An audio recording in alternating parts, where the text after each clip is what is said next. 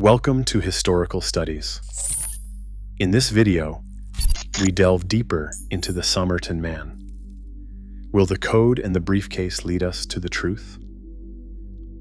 On the morning of December 1st, 1948, people on Somerton Beach near Adelaide found a man lying against a seawall. He was well dressed, with polished shoes, a tie, and a cigarette resting on his collar. At first, he looked like someone who had fallen asleep by the water after a long night. But he was dead. What made it even stranger was what police did not find. He had no wallet, no identification, no papers, and many of the labels had been cut out of his clothes. Then investigators found a tiny hidden scrap of paper with 2 words on it: Tamam Shud. That was the start of one of the world's strangest mysteries. This was not just a death. It felt like a secret. Police were called to Somerton Beach early on December 1st, 1948, after the man was found slumped against the seawall. Witnesses later said they had seen a man in that spot the night before, but no one realized he was dead. When officers searched him, they found small everyday items like gum, matches, cigarettes, a train ticket, and a bus ticket. But there was still no name, no identification, and no clear clue telling police who he was. The autopsy only made the case stranger. Doctors could not give a simple answer for how he died. His organs showed signs that made some people suspect poison, but no common poison was found. Even the coroner could not say for sure what happened. From the very start, this was a case with questions and almost no solid answers. Then the case took an even stranger turn. During a later examination, police found a tiny, rolled-up scrap of paper hidden in a small secret pocket in the man's trousers. Printed on it were the words, Tamam Shud, a Persian phrase that means ended or finished. Police later traced the paper to the final page of a copy of the Rubaiyat of Omar Khayyam, a famous book of poetry. That clue changed everything. This was no longer just the case of an unknown man on a beach. Now there was a hidden message, a missing book page, and a phrase that sounded almost like a final goodbye. From that moment on, the mystery stopped feeling ordinary and started feeling much bigger. After police shared the words Tamam Shud with the public, a man came forward with a copy of the Rubaiyat of Omar Khayyam. He said he had found it in his car around the time the Somerton man died. Police compared the book to the tiny paper scrap and found it matched the missing final page. That turned one strange clue into a bigger mystery. Now police had the exact book the paper had come from. Inside the back of the book, investigators found 2 things that kept this case alive for decades. First, there was an unlisted phone number that led them to Jessica Jo Thompson, a nurse who lived only a short distance from where the body was found. She told police she did not know the dead man.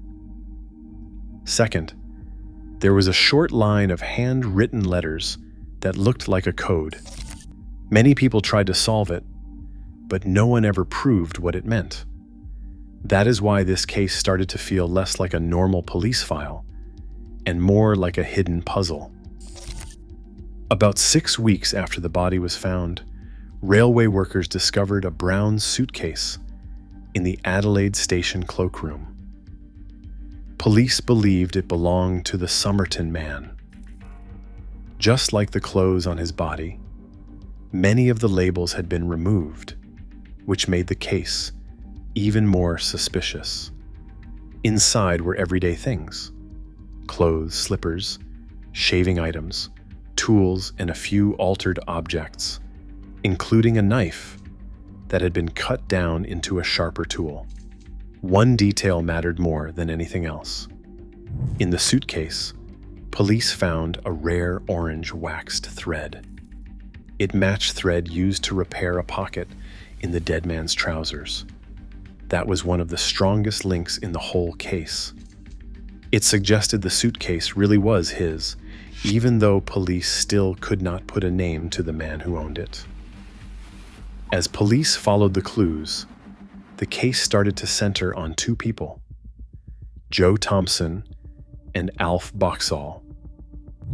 Joe Thompson was the woman connected to the phone number found in the back of the Rubaiyat.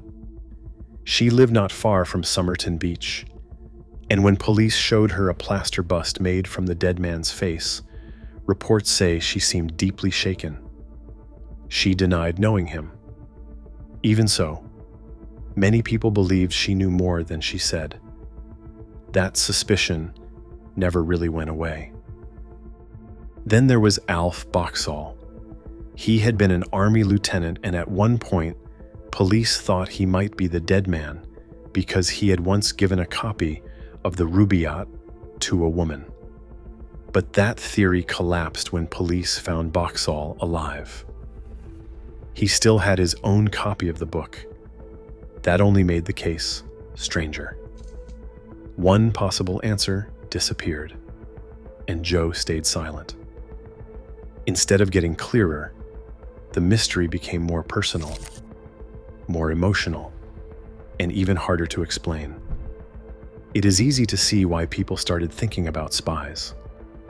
This happened in the late 1940s, right as the Cold War was beginning. There was a dead man with no name, no identification, clothes with cutout labels, a hidden paper message, and a strange set of letters that looked like code. On top of that, doctors could not clearly explain how he died. All of it sounded less like an ordinary case and more like something from an intelligence story. But the spy theory was always stronger in the public imagination than in the evidence.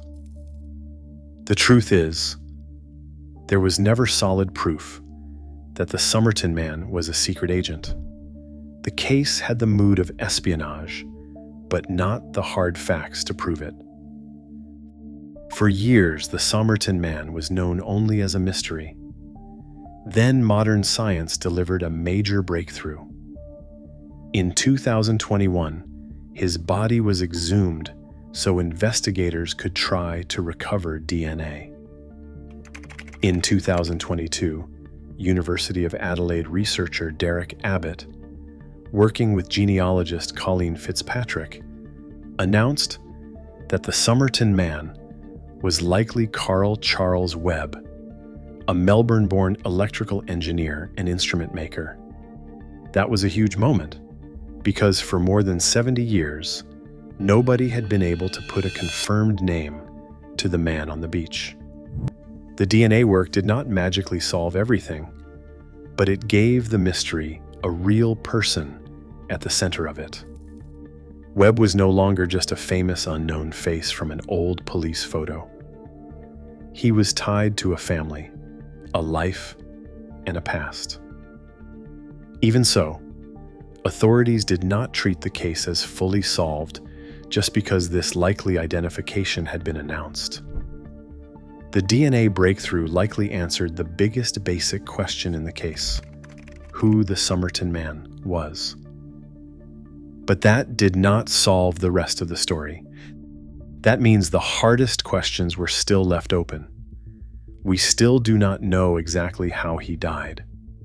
We still do not know why he was in Adelaide, what his link was to Joe Thompson, or whether the famous code was actually meaningful at all. So the DNA may have answered the question of identity, but it did not fully answer the question people care about most: what really happened to him? The Somerton man case still holds people because it gives you just enough to believe the answer is close, then pulls it away again. A man was found dead on a beach in 1948. For decades, no one could even say who he was.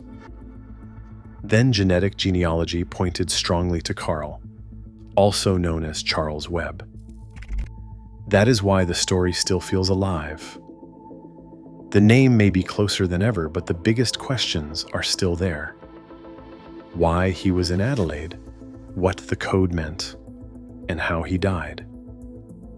That mix of progress and mystery is what keeps this case unforgettable. Thank you for watching. Don't forget to like and subscribe. See you in the next video.